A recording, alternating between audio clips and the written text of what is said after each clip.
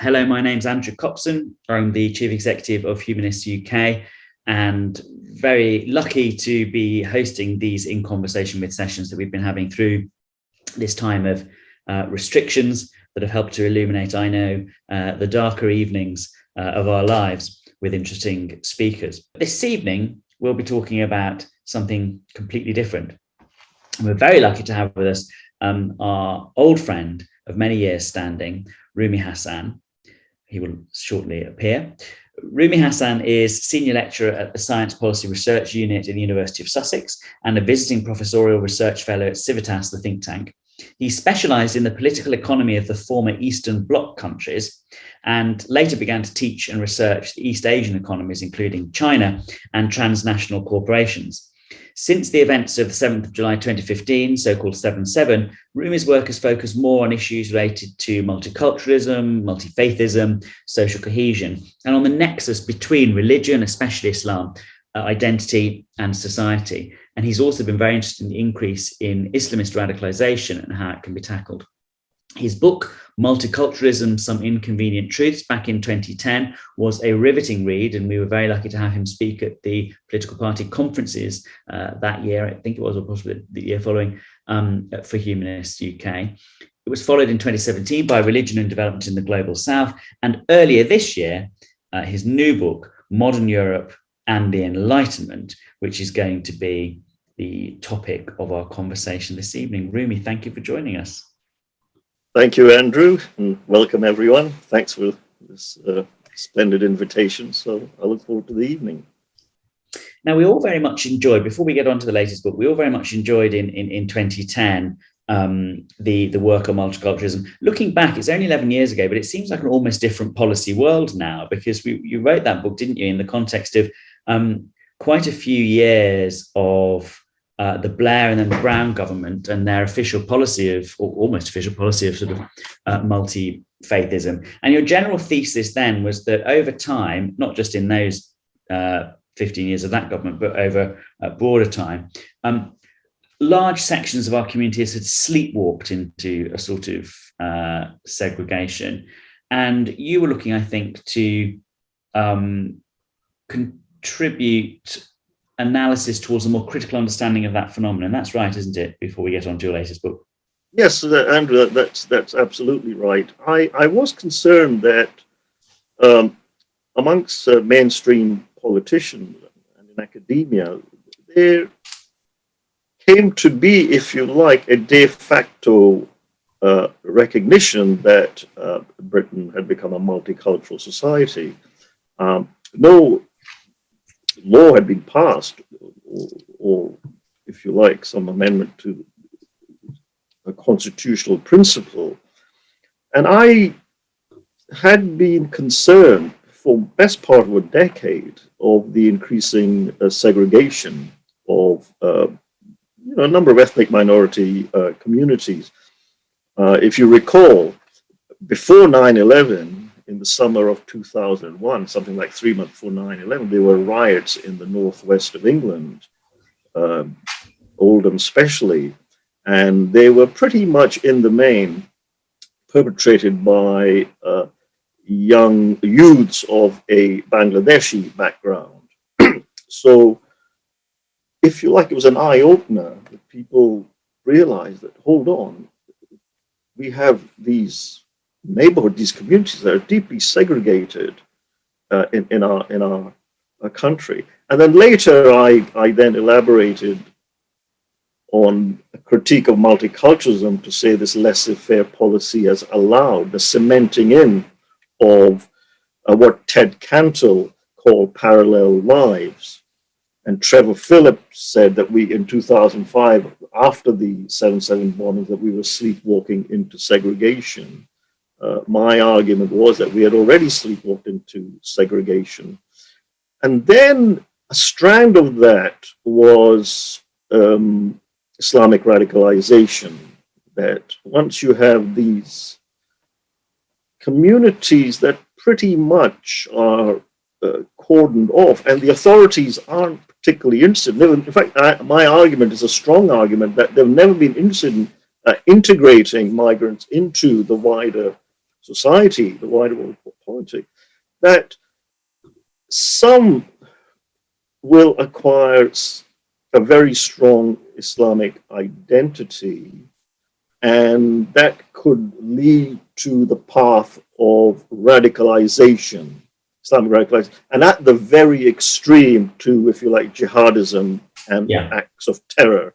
And that was how I kind of understood, say, how 7/7 had happened. And we talked at the time about at the time, I mean 11 years ago, about the role that the growth of religious schools was having in perpetuating that sort of situation, because I think it was a particular observation that you made, wasn't it, that it was now possible to mix with no one but your own, as it were, religious or ethno-religious group, not just at home and in community institutions, but even in the sort of institutions where you might in past generations have had interactions with different types of people, i.e. the schools, because of the growth of religious schools and the effect that was having. And I don't think that's obviously got worse, hasn't it, in the years since? Yeah, I mean, so I was arguing very strongly against religious schools, or what are ordinarily called faith schools. And then the data then was showing that actually schools had become more segregated than neighborhoods. So you have in sections of the country, say, for example, in Tower Hamlets in London, or Manningham in Bradford, or east of Birmingham, which came into the news a couple of years ago, which we might, where Muslim parents were complaining about the teaching of sex education in schools, that 90+% of school kids were from an Islamic background.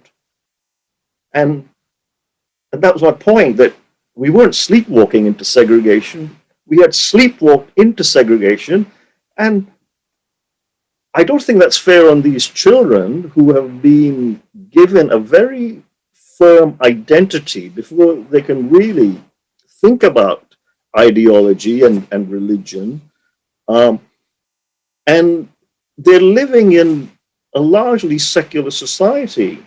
So I was pointing out that, this is problematic, and it's not good for the children, and it's not good for the wider society. So we come to your latest book earlier this year, Modern Europe and the Enlightenment. What's the key question that this book is addressing? Its evolution is interesting. In June 2019, 2.5 years ago, Vladimir Putin gave a very interesting interview to the Financial Times. I didn't come across that interview until later in the year. And basically, the crux of Putin's argument was that liberalism was obsolete and it was acting against the interests of the overwhelming majority of the European population. He was really referring to Western Europe, and basically attacking Western Europe. Now, Putin is interesting because he does keep an eye on problems in the West. And I, from time to time, watch RT to get the Kremlin view on issues. And they were grappling with the migration influx of 2015, and that's what Putin had in mind, because he knew that that had destabilized Europe and especially the EU, and may have contributed to Brexit and then the rise of major populist parties throughout the continent, both in Western and Eastern Europe. And I thought Putin's is a caricature of liberalism, but I think what he might be getting at is attacking the foundations of Western Europe, which I argue are Enlightenment values. So I thought, well, this would be interesting to explore. So Putin, if you like, was the gateway to this book because it generated a lot of interest. And actually, the previous year, Viktor Orban, the Prime Minister of Hungary, had made similar remarks. And Hungary is a former East European communist country, but part of the EU. So I thought maybe Putin is taking a lead from Orban, but Putin, I think, is his own man. But I thought at the very least, let's explore what Putin is saying and explore whether there is a problem with liberalism and the Enlightenment values. And I thought, okay, I think this merits a book, and I kind of thought about it for a few months. What ideas did you pick out as being the ones that constituted the Enlightenment values, the Enlightenment principles? Yes.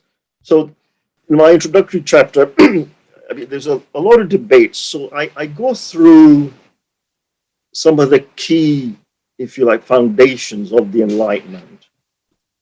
Reason, okay? It's absolutely central that we must use reason. We must look at evidence. We must use reasoned argument. And I would say under Enlightenment thinking, reasonable people through reasonable argument can come to reasonable disagreements. You couldn't do that at the time with the church, which was dominant. Clerical ideas were dominant, and of course, monarchy. So the Enlightenment was a robust challenge to the very hierarchical order. And then its stress on liberty was profoundly important.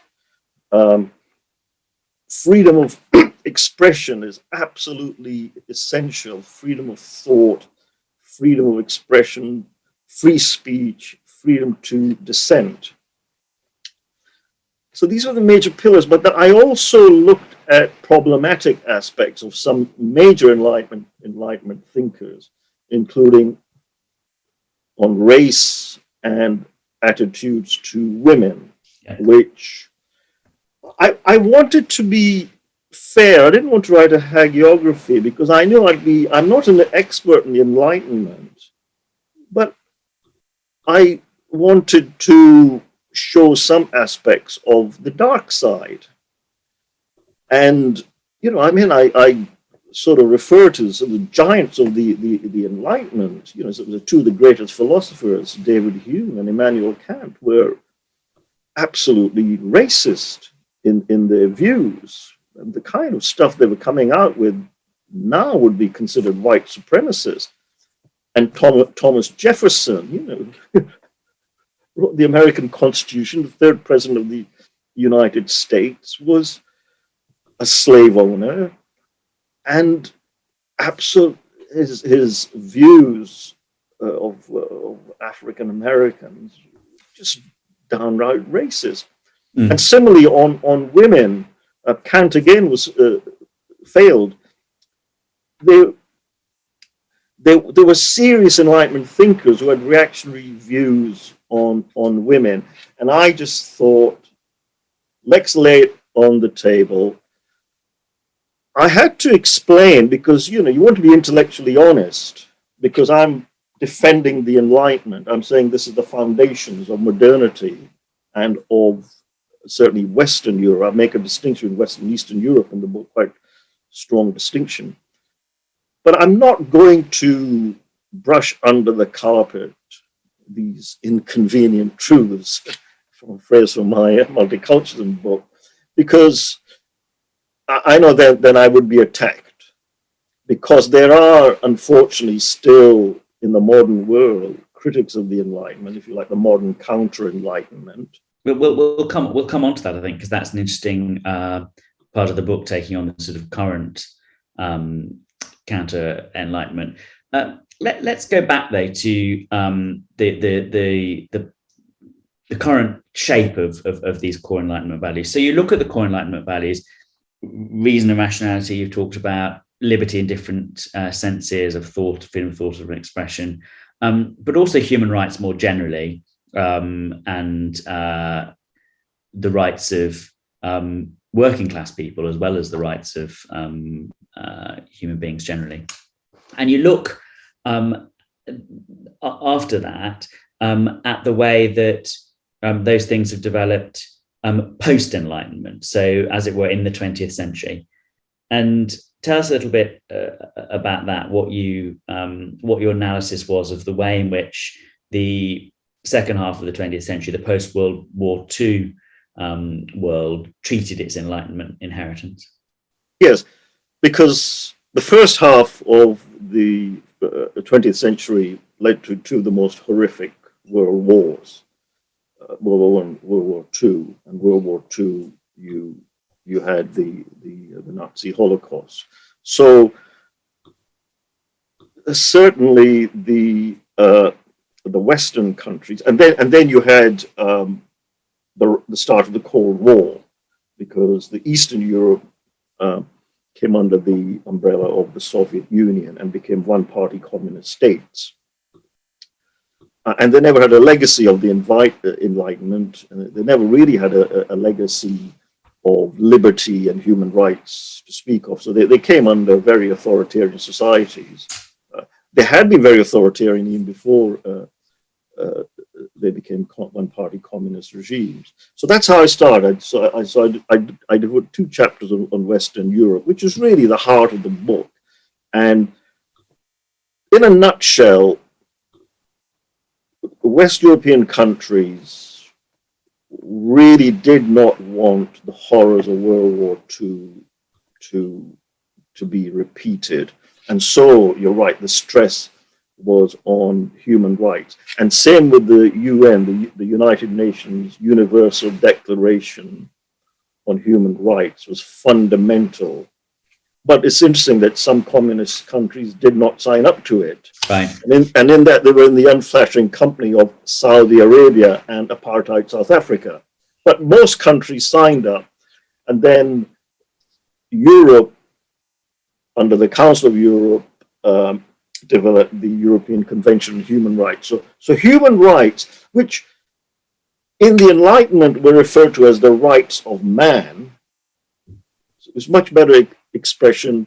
Human rights became very central to the Western Europe democratic project, and actually became the fundamental pillar of the precursor of the European Union. And you see this as a fulfillment of Enlightenment values. This is an outworking of the Enlightenment values. Yes, I think you could say that. I am, however, critical that they didn't go far enough when it came to religion. Religion was, if you like, given the pass, because most of these countries had blasphemy laws. And as I said, the Enlightenment thinkers were really critically engaging with religious ideas and the church, especially the Catholic Church, which was so dominant. So in that sense, it wasn't a complete fulfillment, but as decades have rolled on and the reality is set in, most European countries have put their blasphemy laws into desuetude. Yes, well, I think almost all of them. Yeah. That's the case. And recently, in the last few years, thanks in part to the End Blasphemy Laws campaign, actually, we've seen a wave of repeals of blasphemy laws. You know, we've had New Zealand and Ireland and Norway and Canada, and in the last 4 years alone. So you do. It took a lot, but Andrew, sorry to interrupt, but it took a long time. So very long time. so that's why I'm critical. And what I'm saying is that I'm making the claim that one of the foundational pillars of the Enlightenment, that religion should not be given a privileged status in society. It should be treated as an ideology of the different religions, no different to non-religious ideologies, but it wasn't. And not every, and in certain European countries, Ireland you mentioned being one, Italy, and now Poland, the influence of the Catholic Church is very, and Lithuania is very, very, still very influential. They are, for example, in Poland, the law against abortion, pretty much banned in Poland. Yeah. Well, it's the Catholic Church that's driving this in Poland. So is your analysis of the retreat from Enlightenment values or the counter-Enlightenment forces in Europe today, the ones that really Putin wants to encourage? Actually, I mean, his comment that you started with is not a good faith comment. It's stirring the pot as much as anything else. Is your analysis of these counter-Enlightenment forces that they are mostly religious, or are they mostly political authoritarian? Where's the greatest danger? Well, they're a mixed bag. I mean, you have, say, an influential thinker such as John Gray, who lampoons scientism and the Enlightenment's emphasis on the scientific method. He's not particularly religious. He is a bit of a maverick, and because he's a bit of a maverick, he gets a lot of publicity. Yes. In the mainstream press and on TV and radio, because people think he's interesting. I just think he's downright reactionary. But it's very interesting the last 2 years during the coronavirus pandemic. I've been kind of keeping an eye, and he and other like-minded fellow travelers have been keeping rather silent. And I say, well, I think this diplomatic silence is probably called for, because if they started now to attack scientism and the vagaries of the scientific method and how the Enlightenment thinkers give it such enormous priority and prestige, would not go down well. You know, I mean, even the Pope was in favor of people getting vaccinated, although he called it a moral duty. You know, so it's a mixed bag. My view is, we're never that influential, but if you can have access to the media, and I'm not including the social media here, which is relatively new, but we're talking about established thinkers who stir up the pot, and it gets them fame. And they don't realize that actually what they're arguing for is harmful. So it's you not. Think they don't realize that it's harmful? Sorry? You think they don't realize that it's harmful? I mean, is that you think it's a position of ignorance rather than a deliberate attempt to sort of cause problems? And in the case of people like Putin or Orban or no, Putin and Orban, they're politicians, and they have their own agenda. Orban is more interesting because Orban does recognize the, if you like, the structures of European society. And actually, because he's the prime minister, he's the most vociferous. There are parties of that ilk who certainly view that the Christian ethos of Europe is being destroyed. Yeah, I mean, my argument is more subtle. I do recognize that, and there's a point I flagged up in my multiculturalism book, that when you have a lot of migrants coming, say in countries, Britain, France, Belgium, from former colonies, but now from all over the world, they tend to be highly religious. And religious identity, this survey after survey shows this, is much more important to them. And they're not, if you like, terribly keen on the values of modern Europe, and they don't want to integrate. And I point out to opinion polls that show that they are actually in sharp conflict with established views, say on women, on LGBT rights, on freedom of expression, on secularism. So now Orban takes a different turn because he still maintains that Europe is still Christian. So he downplays the fact that actually Europe has become humanist and secular, even in his own country, even in Eastern Europe. They're more religious than Western Europe. In Western Europe, churches are emptying. They don't know what to do with churches, whereas mosques and gurdwaras and temples are exploding. I think the only city in the UK where religious establishments have increased, say, over the last 20 years, I can't remember the precise last X number of years, okay, I don't want to put a number on it, is London. Yeah. Because of the very large numbers of migrants that have settled in London who tend to be very religious. And I said earlier, and that their often number one identity is a religious identity. So that kind of reality, Putin and Orban will not look at seriously. But they both come from very different directions. So when you look at Hungary and Poland as a case study, as you do in the book, I think,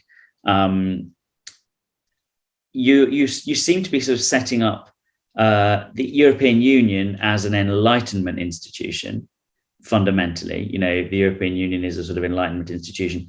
And then there's the challenge from the former Eastern European communist countries, which had more limited modern history of the implementation of Enlightenment values in the political economy in general. And then they're now, what would you say, reasserting themselves or asserting themselves, or bringing pressure to bear of a non-Enlightenment type? No, let me rephrase it. They had no history of the Enlightenment values prior to the joining the European Union, started in 2004. So you do see the European Union as a sort of Enlightenment institution, I think. Yeah, it's problematic, and I could say understand the Brexit vote, but it was built on Enlightened values. Now, the Eastern Bloc countries were told to comply with what are known as the Copen Hagan criteria. And these are the key criteria that aspirant countries must fulfill before they are admitted to the EU. And the first one is rock solid Enlightenment values on human rights, on protection of minorities, on freedom of expression. Okay, that's the first, if you like, requirement. And so then it goes on to the economic requirements, which is what was of more interest to the communist countries, because they wanted to become market economies and move away from planned command economies. But my point is that they never had a history of the Enlightenment was very incidental. Now, in my book, some make the claim there was a Prague Enlightenment and whatever, but I think it was very marginal. Oh, really? But very superficial, a narrow slice of society that was engaging in it. Yeah, yes, yeah. Who were engaging. I mean, Catherine the Great was engaging with major right, exactly. Enlightenment But you thinkers. wouldn't say that Russia was an Enlightenment society. Well, that's right. Exactly. But problems have arisen within the EU, and you could see. I mean, the UK. With its long democratic history, it was the most developed country in the 18th century onwards. First one to, the scientific revolution, then the Industrial Revolution. So it's very interesting that the editors of the French Encyclopedia credit Bacon, Locke, and Newton as the foundation of the Enlightenment, three Englishmen. Okay, so if ever the French get awkward, just tell them, this is what the great philosophe and the editors of the brilliant encyclopedia thought of these giant thinkers. I was always taught that the Enlightenment began in England 100 years before the French cottoned on. Actually, that was what I was taught at university. That wasn't the Enlightenment. I argue that the Enlightenment built on the scientific revolution. John Locke was absolutely central. Okay, he's kind of almost forgotten, but Locke's writings are, incredibly powerful. almost a century before the major Enlightenment thinkers. So they were honest. They were honest thinkers. Now, coming back again, so what I make the case is that Eastern Europe, they want to reach the advanced status of Western Europe, but they do recognize the problems that have arisen, particularly from mass immigration and segregation and parallel lives, and then, particularly in regard to Islamic radicalization, very problematic consequences, and at the extreme, jihadism and terror attacks, which Eastern Europe has never had. You see, they've never had that. So you have to understand where they're coming from. They don't say, Western Europe, you are our masters. Yes, we wanted to join your club, and we think you're an unalloyed success. No, they don't do that. Now, right. Putin is a troublemaker, but at least without Putin, I wouldn't have written this book. But when it comes to it, you don't agree with him that liberalism is obsolete. No, absolutely not. Because I think what he does is, and he picked this up after he could see the consequences of 2015, and some really disturbing facts. Say, for example, in Cologne on New Year's Eve, like 1,000 migrants from North Africa sexually assaulted women, and the authorities tried to brush it under the carpet. And it was actually RT, I remember at the time, was discussing this. And then a few days later, the government, the police, the German authorities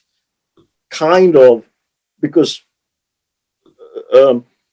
women were going to say, look, we were attacked, and the police have done nothing. Now, Putin picks that up, you see, but he then twists it to say this is that you are so liberal that you allow illegal migrants come to your country and assault your women. That's what he's saying. So, and then you want to keep quiet about it.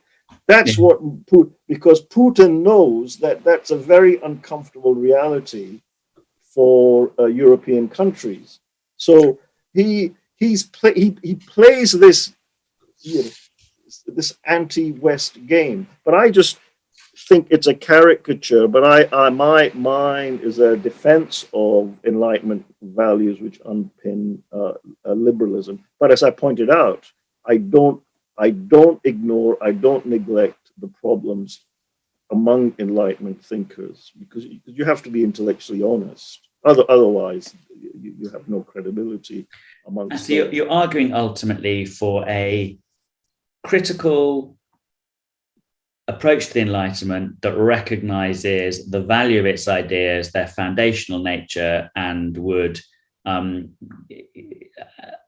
a support for the Enlightenment, a liberal support for the Enlightenment that would allow you to take on what you see as some of the legitimate criticisms of Western Europe now and the situation that we find ourselves in relation to multiculturalism, for example. That's the bottom line. Yes, and as I was making the point, say for example, that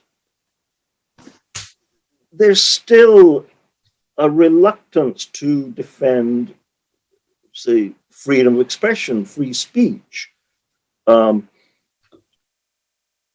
Okay, we've gone perhaps beyond just religion. There's sort of other ideas, if you like, that in polite society you don't challenge. So I just think the best teachings of the Enlightenment is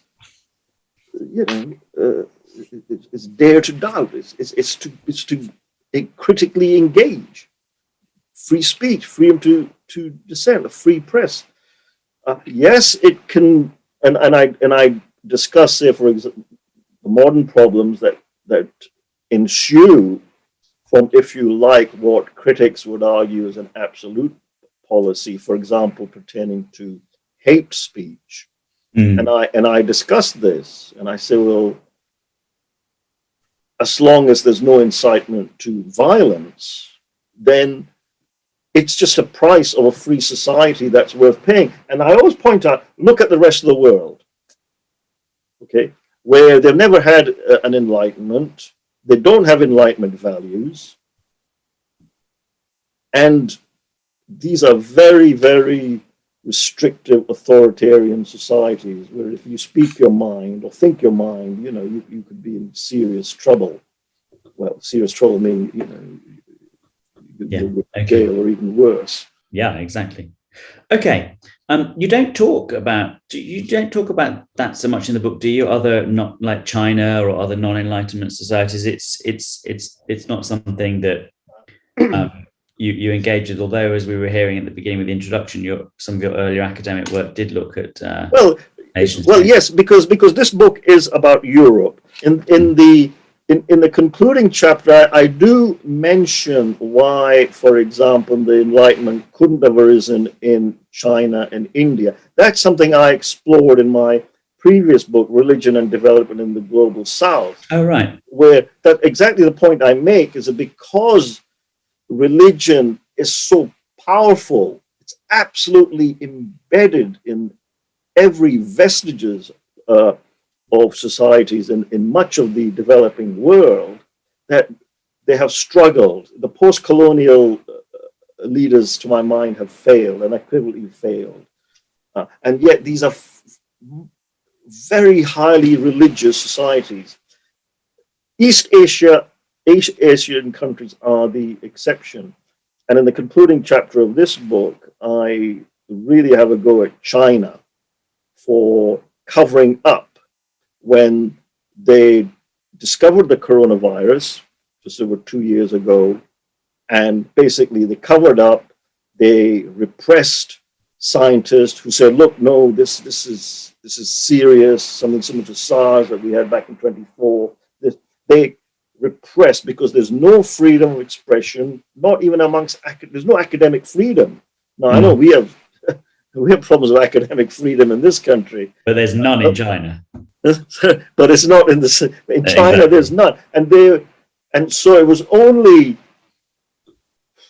really luckily that details of the new coronavirus were sent out to Western scientists who then diagnosed it and analyzed it. But my point I'm making is that that's what you get, even in a country with a thriving economy. China is the world's second largest economy. Well, exactly. But it's a very repressive, authoritarian society, and you saw its failings when it repressed scientists who were doing their job.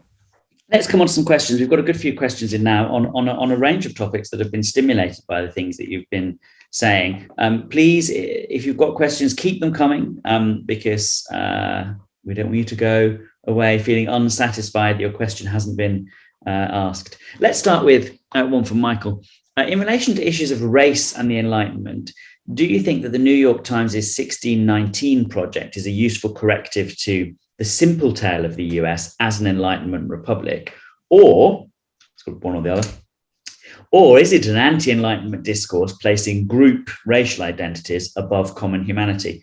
I mean, this is, I don't know if we want to talk too much about the 1619 project itself, which is it's a project of the New York, if people are listening who don't know about it, it's a project of the New York Times which attempts to sort of reframe, to some extent, the history of the US as popularly conceived of in the popular mind, as it were, to put African Americans from slavery onwards more into the center of that story, moving them, as it were, from the margins and putting them into the center of the historical narrative. Now, you can answer about that specific instance if you want to, Rumy, but I suppose there's a deeper question here, which is whether or not you think that that type of initiative that attempts to, I'm trying to think of an objective, value-free way of, that attempts to do that sort of thing, change popular views of history in that sort of way, is it a good, rational Enlightenment corrective because it's critical thinking about history and restoring re-examining things again and again and always questioning? Or is it an anti-Enlightenment step because it places group identities above common humanity? And there's a lot of this debate around at the moment on all Yes. especially in relation to race. I'd come across it, but I hadn't given it much thought. It did surprise me, why is New York Times going back to 1619? I don't have a clear answer. I have to give it much thought, but I do worry that, the US is extremely divided, much more so than we are, or Western Europe in general. Because of its problematic history of slavery. But, that ended a long time ago, and major advances were made in the 60s. So I think this might be a part of the conflict taking place in America. I am a little uncomfortable, and I know that many African Americans are uncomfortable at constantly being labeled as victims, this victim narrative. And in that sense, that can be thought of as being, at least in some respect, an anti-Enlightenment discourse. And I don't think it's fair to say that the US was entirely an Enlightenment republic, because I mentioned that though its foundations were on Locke's thinking, and it was a really powerful constitution, but it didn't advocate equal rights. It didn't remove slavery. I know Jefferson tried to get rid of it. He was a slave owner, but it had problems. It didn't give much regard to women. So. But you say that, look, compared to what else was around in the world, it was a major advance. Right. And it didn't rule out equality of non-whites and women. So it wasn't a pure, if you like, for want of a better word, Enlightenment republic, but it had elements of the Enlightenment. And the present discourse, it could be problematic because, and this is a problem I have with critical race theory, I think this might fit in with that you then label African Americans as perpetual victims, and then the victim of narrative takes over. So that can be problematic, and certainly, yes, it's not good for a common humanity. Yeah, there are two issues here, aren't there? There's the question about correcting or rebalancing the historical record, the story, because it's undoubtedly true that, everywhere in the US, from school textbooks to national self-identity, the history of the US begins, with things like the Pilgrims in the Mayflower or the Declaration of Independence and the beginning of the United States.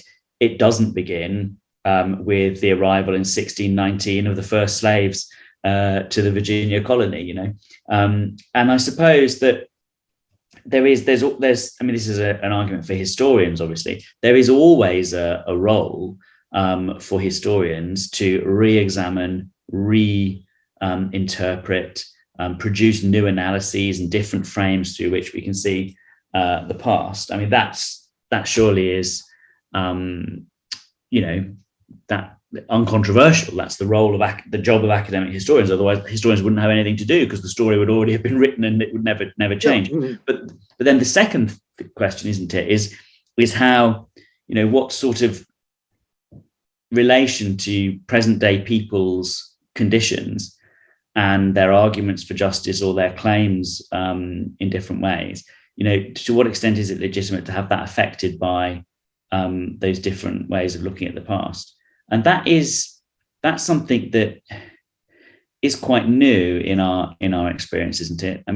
Other countries and other cultures have sort of foundation myths or origin stories, but they've often not lasted long enough to have them contested and become really controversial and have a struggle over sort of cultural memory in this way. Is that part of, is your book in a way a contribution to that clash of ideas and that struggle? I think you could say it is, but coming back to this question, I'm saying great, put forward theses. Okay, if the New York Times want to put forward the 1619 project, no problem, and then they could have a dialogue and debate. But the second point, that was it Michael? He slipped off the list. Yeah, it's Michael. Yeah. About it putting the group identities over common humanity. Yeah, that I think, and that's what's concerned me about critical race theory, because it means that blacks and other non-whites are perpetual victims and whites are perpetual oppressors. They might have nothing to do with slavery, that ended 150 years ago, nothing to do with it whatsoever. So it can be problematic in trying to build a cohesive society. And America can point out to its skeletons in the cupboard and its horrors. And there's enormous numbers of them. But they can say, we've moved on. And America can say, well, why is it the world's most popular country, and that's a fact for non-whites from around the world, is the USA? Why? Why is that? If we're such a horror show, so that says that we've actually, moved a long way. Let's get some more questions because we're running low on time, and there's a range of questions. Here's a very specific one from Neil. Do you think the European Union will actually end up finally chucking out countries like Hungary and Poland who are not accepting, apparently, the basic tenets of EU criteria for being members? You referred to the Copenhagen principle. Yeah, yes, thank you. And how, the Eastern European countries may have been motivated by economic gains and industrializing gains and so on and so forth, and less attracted to the fundamental human rights and freedoms.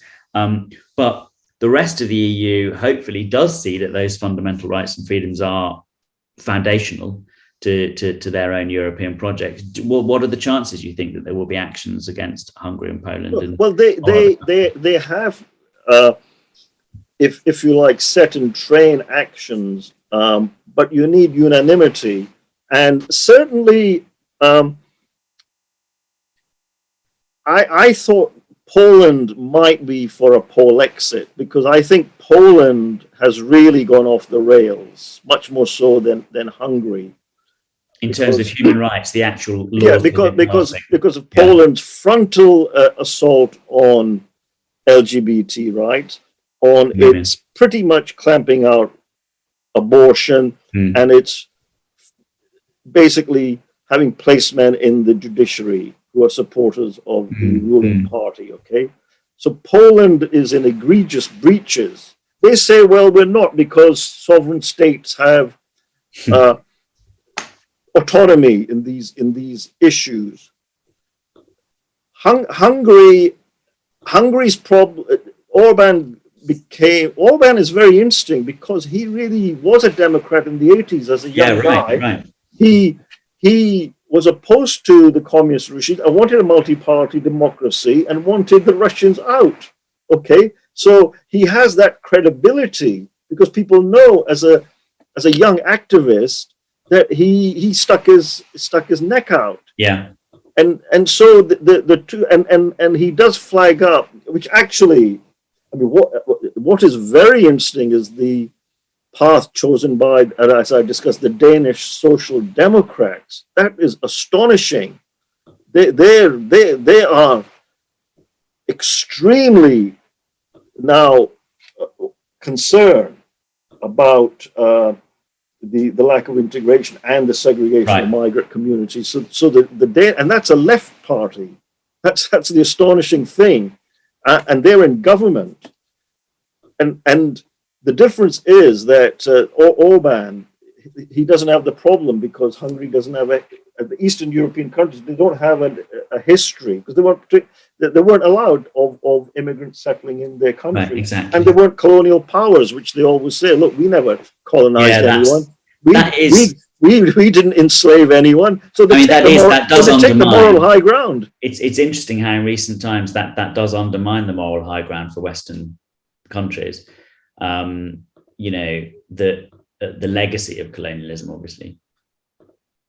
Right. Two last questions here. Let's talk about this very specific one about the US, because it goes to the heart of really the question, the question of democracy and human rights and the possible conflict between them, actually. So this questioner points out certain states in the US have moved to restrict or ban abortion. If it goes to the Supreme Court, it could have the consequence of being imposed across America in all states. Well, certainly it could have the consequence of being permitted, abortion bans being permitted across all states. How can such an action be prevented in what is a democracy? And this is an interesting question because, of course, one of the things you say at the very beginning of your book is you point out how people like Orban in particular, talk about democracy, but they talk about Christian democracy, illiberal Christian democracy, and counterpose it to liberal democracy. And is this an example of that concept, maybe? Yes. Now, what's happening in America is very interesting because the Supreme Court, to my mind, is a political body. It's a very good institution. This was Montesquieu's separation of powers, into the legislature, executive, and judiciary. Okay, and in America, so you've got the president, Congress, and Supreme Court. But they are political appointees. In this country, we've had a Supreme Court now, I think since 2008, or senior judge. They kind of organically evolve, okay? But in America, they are political animals. And it's very interesting that Trump appointed 3 Catholics to the Supreme Court. Now, Trump's playing a political game because he's a New Yorker who supported abortion rights. And the Democrats. But Trump has, if you like, targeted the Bible Belt, who are not Catholics, who are Christian fundamentalists. But he thought if I could pack the Supreme Court, and during his tenure, because you were there for life, 3 died. And he appointed 3 Catholics. So there's 6 out of the 9 Supreme Court justices are Catholics. And so now there is a real danger that the Roe Wade ruling of 1973, which brought in the right to abortion in America a few years later than in Western Europe, we brought it in 1967, will be overturned. Now the key question is how many weeks will they set? Because it's 24 weeks now, and the argument is that the Supreme Court. Now, this is a political battle in America. Biden said something interesting, and he argued that the Supreme Court is now more political than ever, and then he would want to expand it. So Biden says, well, I'm going to put 6 more justices, and basically they will all be pro-choice, and non-Catholic, or maybe if they're Catholic, but Biden's a Catholic, funny enough, who goes and meet, but he's principled, like him or not, he's principled. He goes and meets the Pope. He shouldn't do because it's a secular state and it's a secular president. He goes and meets the Pope before COP26, but then says, I absolutely support the right of women to have an abortion, which is, of course, against Catholic teaching.